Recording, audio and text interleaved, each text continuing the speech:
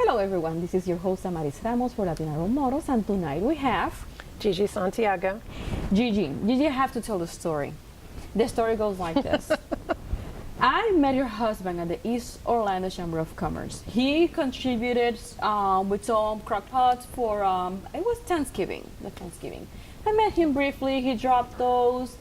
So then at some point, then the Latina role model came up with the idea of doing a network. So I'm like, okay, let's do it. So I'm on Facebook adding people, this and that. So all of a sudden I see a man making comments. I'm like, that's not possible. How this guy infiltrated here? I'm not surprised. It was your husband.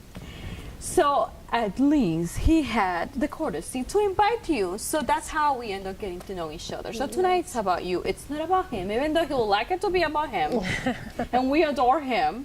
But it's about Gigi. Tell me about you. And today I'm going to get to know you more. We spent some time the other day. You have been coming with like 2 networks?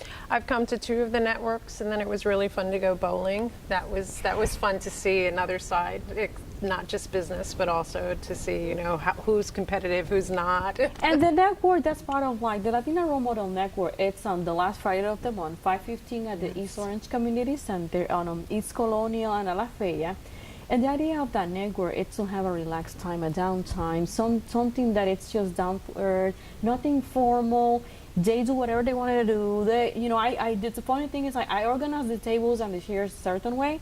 They do whatever they wanted to do. So that's the way it should be. And the bowling was excellent. We have probably 15 people that came up.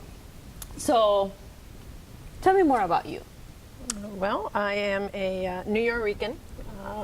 Born and raised in New York, in the Bronx, and my parents were from Puerto Rico. My father was from Santurce, and my mother born in Calle, but raised in Caguas. So let me ask you something. When you see Puerto Ricans and New Yorkers, what do you see? What do you perceive is the main difference, or one of the main differences? I don't think there's much difference. We have the same culture. Our parents raised us in the same culture. Our tendency to not speak Spanish as well, I find. But then again, I've met New Yorkers that are fully bilingual, both. So it really is the experience. So at home, they were not speaking Spanish? My father would not allow us to speak Spanish. He didn't want us to grow up with accents. But my husband, Willie, who you mentioned, he was fully bilingual. His parents only spoke Spanish to him, and he learned English watching TV and going out and playing with his friends and going to school. So, that dichotomy is very different. Perspectives. I guess some parents feel the fear of rejection, so they try to protect the children from, bullying, because Puerto Ricans can be strong into bullying. But then others are like this, preserve our culture, our roots, our language. And some families, sadly, I think at some point they will never be able to speak the language, because if you were not able to learn it and practice it, you're not going to teach it to your children. Exactly. Your grandchildren definitely are not going to, it's going to be a long forgotten history. So how was the Bronx back then? The Bronx wasn't bad, but by the time we moved here, which was 1989, New York was not the best place to raise children. So that's why we chose to come down here to raise our the 3 that we had at the time, to raise them here, buy a house. You say at a time, because how many they are? We have 5. Yeah. We have 5. They're all adults. They all survived. Did you ever dream with having a large family? Well, I come from 5. I'm the youngest of 5. I have 4 older brothers. So I figured if I was going to have a large family, I wanted to have boys, mainly boys. No, God gave me the reverse. I have 4 girls and 1 boy. And he's in the middle. So I had to learn how to brush hair that wasn't like Barbie hair or things like that. So it was really interesting with the first one coming around. I apologize a lot to her. I said, I'm so sorry. I don't have a handbook. So, it was, you were saying that lost piece. My children don't really speak Spanish. They've picked it up from their friends and things like that. But the people they've married are Anglos. So It's going to be really gone. It's going to be So like I used to say. well, your future grandchildren. My future grandchildren. Are you going to make an effort now, knowing what you know, to speak Spanish? I was just gonna say that. Yeah, you know, I expected my in-laws and my mother to, you know, speak Spanish to my kids, and they did for a while, but not enough.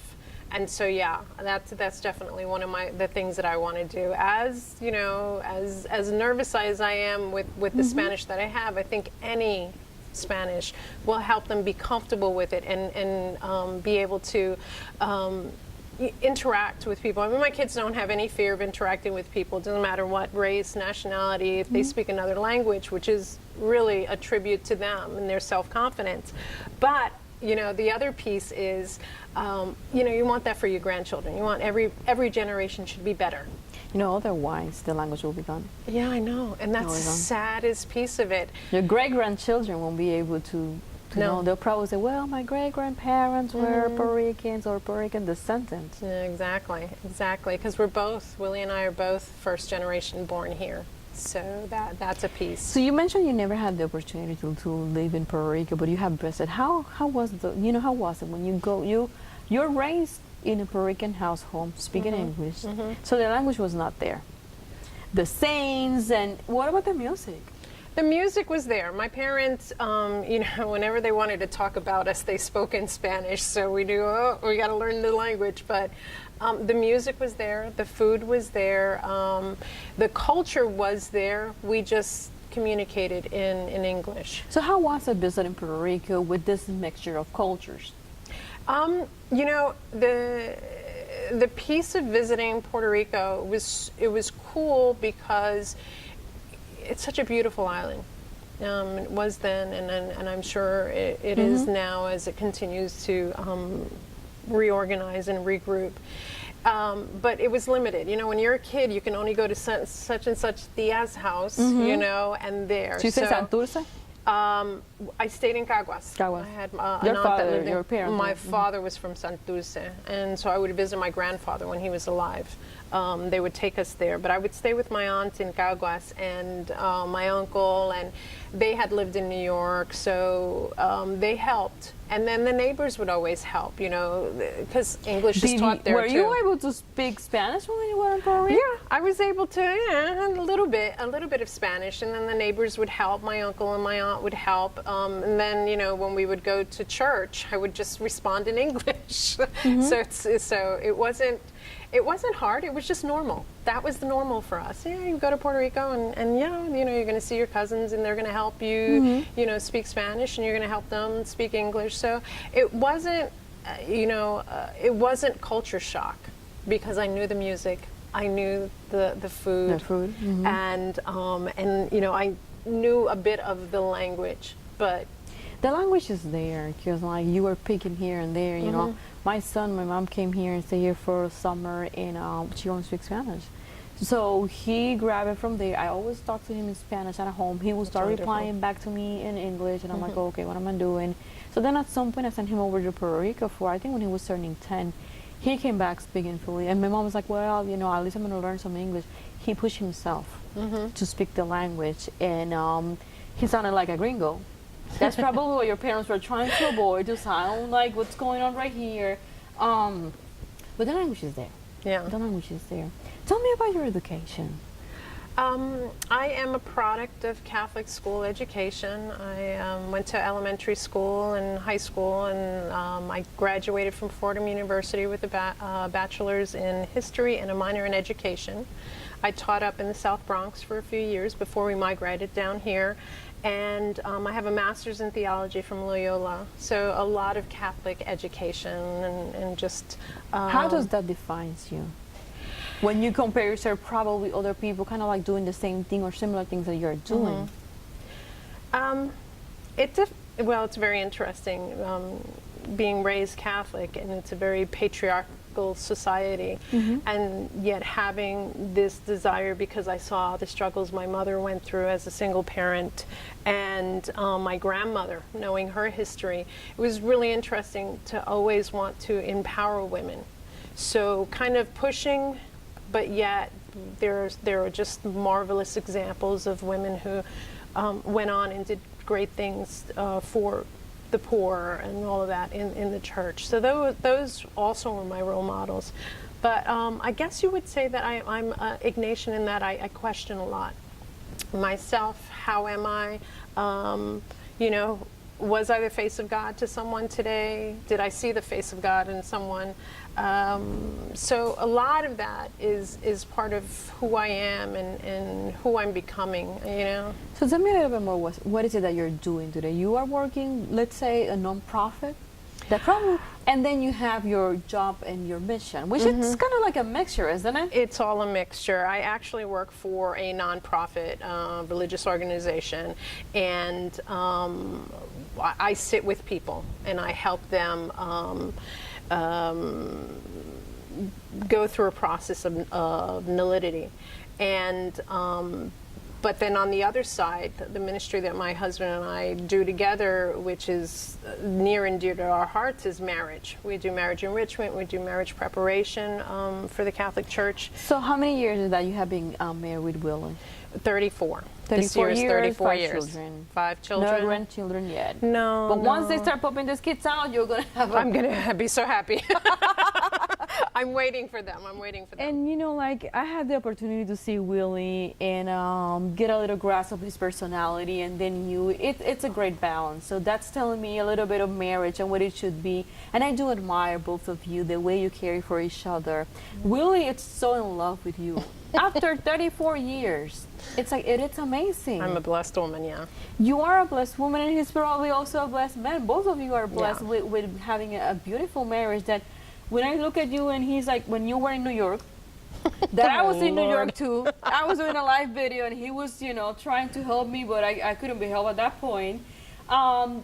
You were there, and I'm like, how you survive without Gigi? Because it's like you gravitate towards each other, and you really, you show love. When I see both of you together, I can see love. You don't even have to tell. And he's such a respectful guy, but at the same time, he's so funny. So people love Willie. Yeah, yeah. You know, and when they see you, because you know, we see him more than you. Yeah. But it's amazing what you're doing. So I can see both of you doing marriage and helping, you know, different marriages in the community. Yeah. So how can people contact you for the marriage part? We do retreats and things like that. We're planning a couple for the end of the year. They can email me. Email is best. It's RUBeauty, BEAUTI @live.com. That's the best way. If there's any groups or anything like that want us to go and speak to them. We also work with congregation churches to develop marriage ministry teams so that they can have their own enrichment, or if they want to do some type of preparation for those couples that are engaged and need a little bit of skills.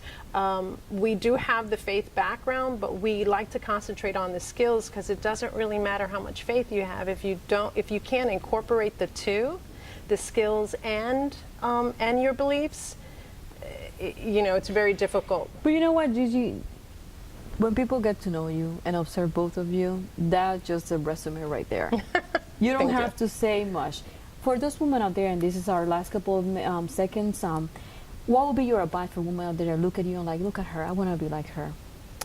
If you're married, I would say, don't step on your husband's ego. He's not your child. He is your partner. If that's what you're looking for, then you need to give what you're looking for. And then that way he will reciprocate. It has been a pleasure to have you. Thank you so much for having me, Damaris. This has been Damaris Ramos for Latina Role Models. Thank you and good night.